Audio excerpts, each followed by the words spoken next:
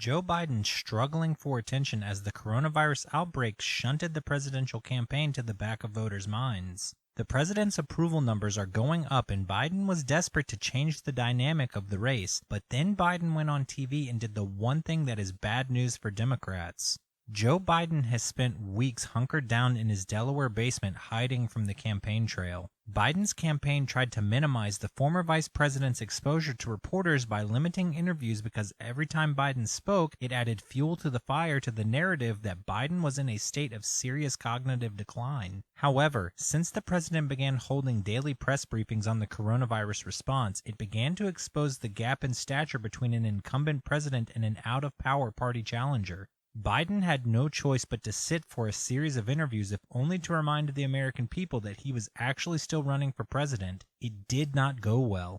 In an interview with far-left MSNBC, Biden clearly was reading off notes to answer a question about the coronavirus, but Biden's mental decline was immediately apparent as despite having a written aid to work off of, the former vice president could not even form a coherent thought. Avoid those very high numbers, we have to do at least several things. One, we have to depend on what the president's going to do right now.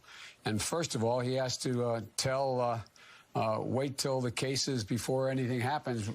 Look, the whole idea is he's got to get in place things that were shortages of. The coronavirus outbreak is highlighting the biggest weakness surrounding Joe Biden's candidacy. A crisis can strike a presidency at any moment. The American people have to be able to trust that the commander-in-chief is in possession of all his mental faculties.